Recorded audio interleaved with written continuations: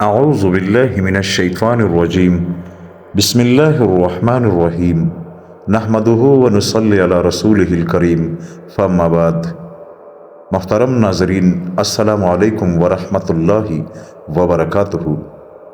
دوستو، آج کی اس ویڈیو میں میں آپ کو بتاؤں گا کہ نمرود کی بیٹی نے کیسے اسلام لایا اور حضرت ابراہیم علیہ السلام کو نمرود نے آگ میں کیسے ڈال دیا۔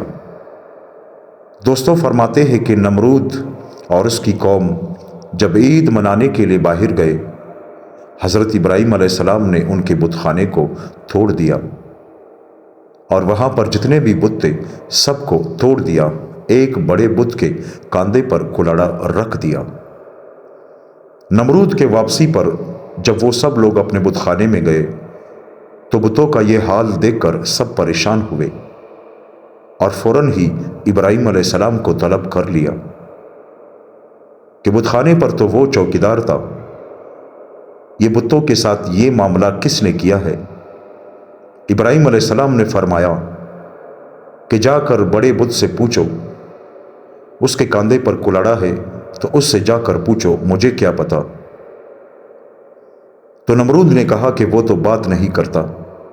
حضرت ابراہیم علیہ السلام نے کہا کہ وہ بات نہیں کرتا اور اپنی حفاظت نہیں کر سکتا تو تم لوگ اس کو کیسے خدا مانتے ہو؟ اس بات کو سن کر نمرود کو بہت غصہ آیا۔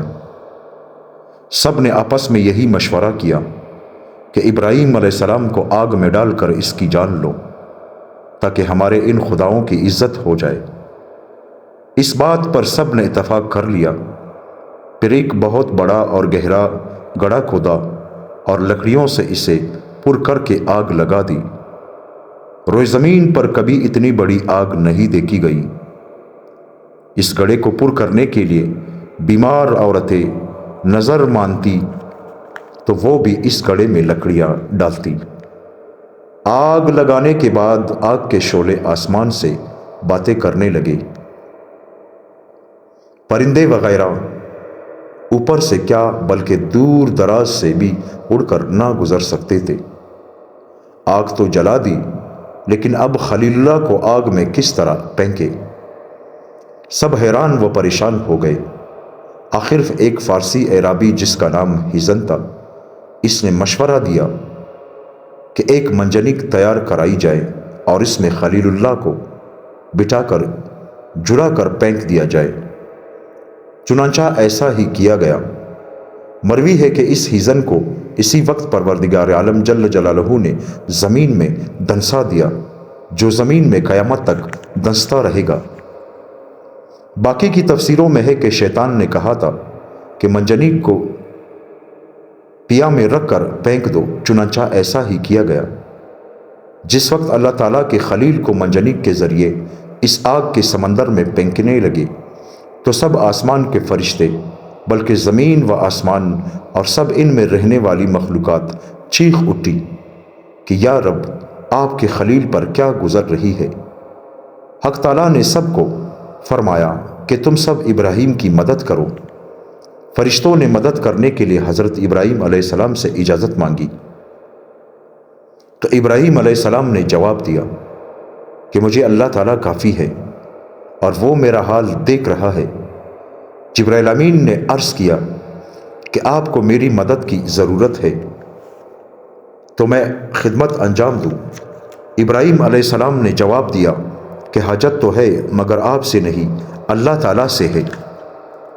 تو پروردگار عالم جل جلالہ نے براہ راست آگ ہی کو حکم دیا۔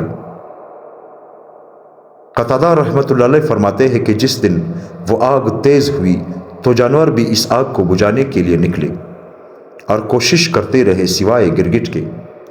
حضرت زہری رحمۃ اللہ علیہ فرماتے ہیں کہ سرکار دو عالم صلی اللہ علیہ وآلہ وسلم نے گرگٹ کو مارنے کا حکم دیا ہے اور اسے فاشق کہا ہے۔ حضرت عائشہ رضی اللہ تعالیٰ عنہا کے گھر میں گرگٹوں کو مارنے کے واسطے ایک نیزہ رکھا ہوا تھا، کیونکہ یہ اس آگ کو تیز کرنے کے لیے پونکے مارتا تھا۔ جب ابراہیم علیہ السلام کو آگ میں ڈالا تھا تو اس وقت ایک کافر بادشاہ تماشا دیکھ رہا تھا۔ اس آگ سے ایک چنگاری اڑ کر اس کے انگوٹھے پر پڑی وہ وہیں کڑے کڑے سب کے سامنے ایسا جلا کہ جیسے روئی جلتی ہے۔ جس وقت ابراہیم علیہ السلام کو اس آگ میں ڈالا تو ان کے منہ مبارک سے نکلا، حسبی اللہ و نعم الوکیل، کافی ہے مجھے اللہ تعالیٰ اور وہ اچھا کارساز ہے۔ آن حضرت صلی اللہ علیہ وآلہ وسلم کو جب خبر ملی کہ عرب ایک جرار لشکر لے کر مقابلے کے لیے آ رہے ہیں تو آپ صلی اللہ علیہ وآلہ وسلم نے بھی یہ پڑھا، حسبی اللہ و نعم الوکیل۔ بہرحال جب ابراہیم علیہ السلام کو آگ میں پھینکا گیا تو پروردگار عالم جل جلالہ نے براہ راست آگ کو حکم دیا، یا نار کونی بردا و سلاما علی ابراہیم، اے آگ ٹھنڈی ہو جا اور سلامتی والی بن جا ابراہیم علیہ السلام پر۔ اس وقت ابراہیم علیہ السلام نے فرمایا، الہی تو آسمانوں میں اکیلا معبود ہے اور توحید کے ساتھ تیرا عابد زمین پر صرف میں ہی ہوں۔ اس وقت جبرائیل علیہ السلام آپ کے سامنے آسمان اور زمین کے درمیان ظاہر ہوئے اور داروغہ بارش والا فرشتہ بھی کان لگائے ہوئے کھڑا تھا کہ مجھے حکم ہو تو بارش برسا کر آگ کو ٹھنڈا کر دوں، لیکن پروردگار عالم کی طرف سے براہ راست آگ ہی کو حکم پہنچا۔ کہتے ہیں کہ اس وقت ابراہیم علیہ السلام کی عمر مبارک 16 سال کی تھی۔ حضرت کعب احبار رحمۃ اللہ علیہ کہتے ہیں اس دن دنیا بھر کی آگ ٹھنڈی ہو گئی تھی۔ اس دن آگ سے کسی نے بھی فائدہ نہ اٹھایا۔ حضرت ابراہیم علیہ السلام کو جس جولے میں بٹھا کر پھینکا تھا وہ رسیاں وغیرہ تو آگ نے جلا دی، لیکن ابراہیم علیہ السلام کے ایک رونگٹے کو بھی آگ نہ پہنچی۔ حضرت جبرائیل علیہ السلام آپ کے منہ مبارک سے پسینہ پونچھ رہے تھے۔ آپ 40 یا 50 دن آگ میں رہے اور فرماتے تھے کہ جتنی راحت اور خوشی و سرور وہاں حاصل تھا پھر کبھی نہیں ملا۔ جب ابراہیم علیہ السلام آگ سے صحیح سالم نکلے تو آپ کے والد نے کہا کہ ابراہیم تیرا رب بہت ہی بڑا اور بزرگ ہے۔ حضرت ابو ہریرہ رضی اللہ تعالیٰ عنہ فرماتے ہیں کہ ابراہیم علیہ السلام کے باپ نے سب سے اچھا کلمہ یہی کہا تھا۔ جب ابراہیم علیہ السلام کو آگ میں پھینکا گیا تو فرشتوں نے حضرت ابراہیم علیہ السلام کے بازو پکڑ کر نہایت آرام سے بٹھایا۔ اس وقت رضوان فرشتے نے خلت و فخرہ کو آپ کو پہنچایا اور ابراہیم علیہ السلام کے ارد گرد گل ریحان اور سبزے اور شگوفوں کا عجیب و غریب بوستان بنا دیا اور شیریں چشمہ وہاں جاری ہوا۔ ابراہیم علیہ السلام پر پروردگار عالم جل جلالہ کا فضل و کمال ہوا۔ حضرت اسرافیل علیہ السلام ہر صبح و شام خدا کے حکم سے لذیذ کھانے کا طعام پہنچاتے۔ کمال خوشی اور بے غمی کا وقت گزرتا۔ 7 روز کے بعد نمرود نے سمجھا کہ آگ بجھی ہوگی۔ اونچے محل پر چڑھ کر روزانہ نمرود دیکھتا تھا اور ابراہیم علیہ السلام کے زندہ رہنے سے خوف کرتا تھا کہ اگر یہ اپنے خدا کی مدد سے زندہ نکلا تو مجھ پر اور ملک پر آفت آ پڑے گی، اور کبھی اپنے دل کا یہ ڈر اپنے ساتھیوں سے بیان کرتا تو وہ تسلی دیتے کہ اس آگ میں سے سنگ خارا بھی اگر ڈالا جائے تو وہ بھی پگھل جائے گا۔ ایک دن نمرود نے بڑے غور سے اپنے محل پر سے دیکھا کہ ابراہیم علیہ السلام کے ارد گرد سب گلستان ہے اور چشمہ شیری جاری ہے۔ نمرود نہایت حیران ہوا، اضطراب اور پریشانی سے سرگردان ہوا اور کہا، اے ابراہیم تجھ پر ایسی جان گداز آگ کو کس نے گلزار کیا؟ ابراہیم علیہ السلام نے جواب دیا کہ میرے پروردگار کا یہ ادنا آثار ہے۔ نمرود نے بھی کہا کہ جس کی قدرت کا یہ ادنا آثار ہے فی الحقیقت وہ بڑا پروردگار ہے۔ 40 یا 50 دن حضرت ابراہیم علیہ السلام اس گلزار میں رہے۔ فرماتے ہیں کہ ایسا خوشی کا وقت ساری زندگی میں پھر نہ ملا۔ پھر ابراہیم علیہ السلام اس راکھ سے جو پہاڑ کی مانند تھی نکل کر آئے تو از سر نو نمرودیوں کو وعظ و نصیحت شروع کی۔ فرماتے ہیں کہ جو نمرود کی قوم تھی وہ ایک محل پر چڑھ کر ابراہیم علیہ السلام کا مناظرہ کرتی تھی۔ کہ ابراہیم علیہ السلام اس آگ میں کیسا ہے؟ تو نمرود کی بیٹی رضا نے اپنے والد سے کہا کہ اگر ان کی اجازت ہو تو میں بھی اس محل پر چڑھ کر ابراہیم علیہ السلام کو دیکھ لوں کہ وہ اس آگ میں کیسے ہیں۔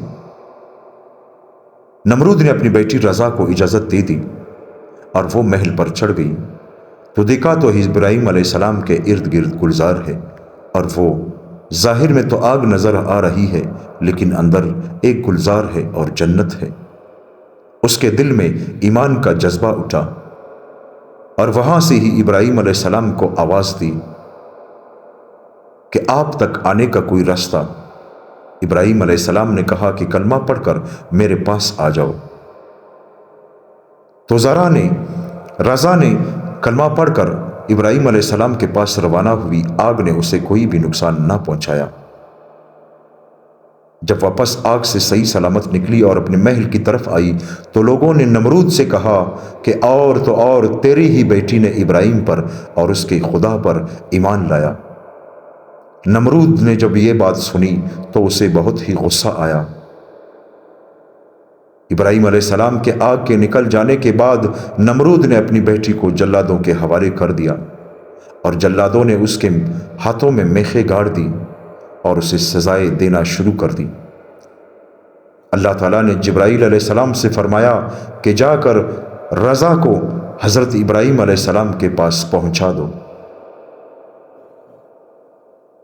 حضرت جبرائیل علیہ السلام نے رضا کو حضرت ابراہیم علیہ السلام کے پاس پہنچا دیا۔ ابراہیم علیہ السلام نے بعد میں رضا کی نکاح اپنے فرزند مدین سے کرا دی، جس کے کوکھ مبارک سے اللہ تعالیٰ نے کئی انبیاء پیدا فرمائے۔